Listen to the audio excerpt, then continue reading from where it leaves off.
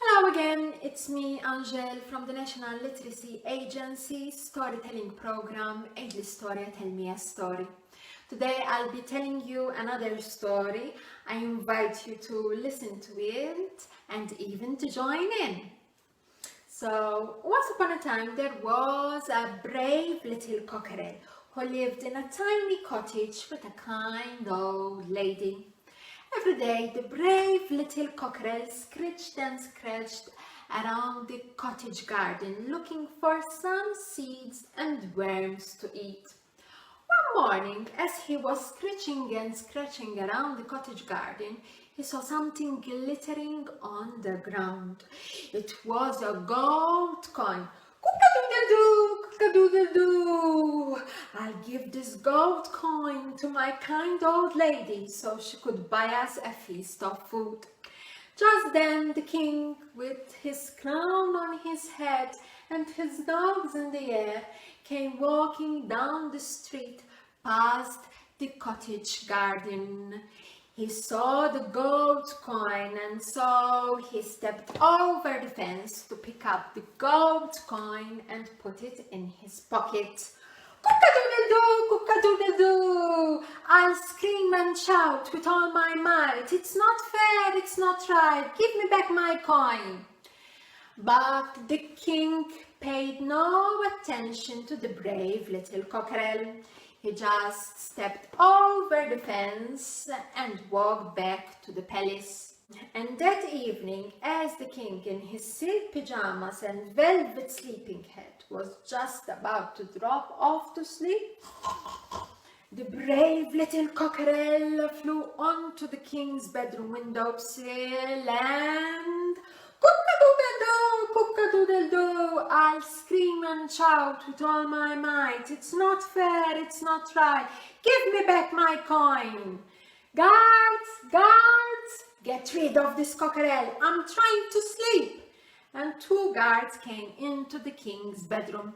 They grabbed the cockerel from its neck and took it into the palace garden, where they opened the heavy lid of a water tank, threw in the cockerel and closed the lid again, expecting that the cockerel would drown. But the brave little cockerel just opened its mouth and drank up all the water in the water tank. And later, when the guards came back to get out the drowned cockerel, they opened the heavy lid and out flew the cockerel into the sky and onto the king's bedroom windowsill.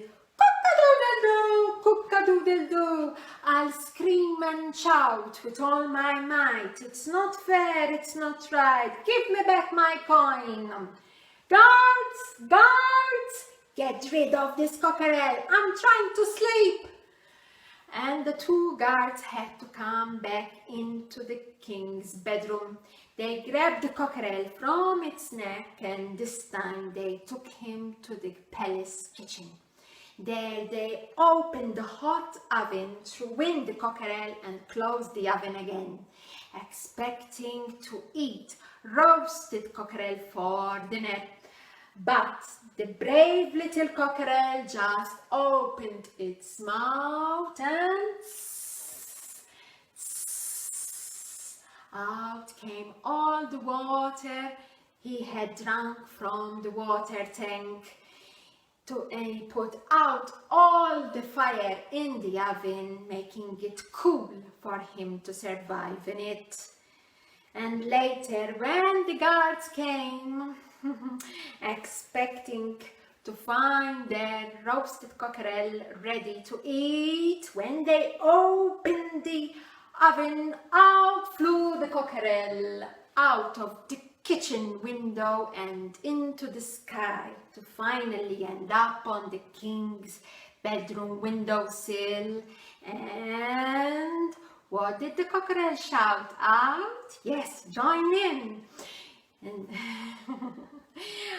cock-a-doodle-doo, cock-a-doodle-doo, I'll scream and shout with all my might, "It's not fair, it's not right, give me back my coin." And the king said, "Guards, guards, get rid of this cockerel, I'm trying to sleep." And the guards had to come in again. They grabbed the cockerel from its neck and took it again to the palace garden. There they put the cockerel in a wide box with a buzzing sound coming out of it. Yes, it was a beehive, you've guessed right. They opened the beehive top, put in the cockerel and closed it again, thinking that the cockerel would be stung to death. But the brave little cockerel just opened its mouth and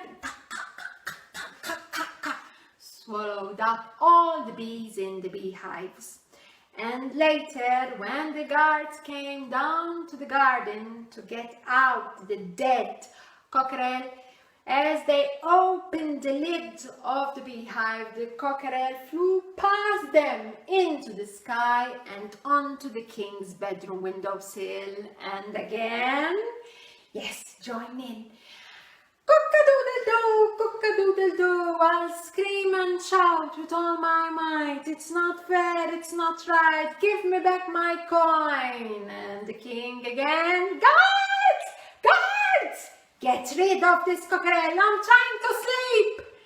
And the guards had to come into the king's bedroom again. They grabbed the cockerel from its neck, but this time the brave little cockerel was too quick for them. He flew up to the bedroom ceiling and started flying around the golden chandelier. The guards had to jump onto the king's bed, and they jumped and jumped, trying to capture the cockerel. But the brave little cockerel just opened its mouth and out came all the bees he had swallowed up in the beehive. And ouch! A bee stung my nose! Oh, my elbow hurts! I've got a bee in my ear! Help! And the king had enough. Quiet! Guards, give back the gold coin to the cockerel, or I'll never get any sleep. So the guards gave back the gold coin to the cockerel. The cockerel flew with the gold coin back to his cottage. He gave the gold coin to his kind old lady, and since then they lived happily ever after. And the king at last could get his sleep. I hope you enjoyed this Iraqi folktale called The King and the Cockerel. As usual, I encourage you to tell it to your family and friends. Until we meet again for another story, just take care. Bye bye.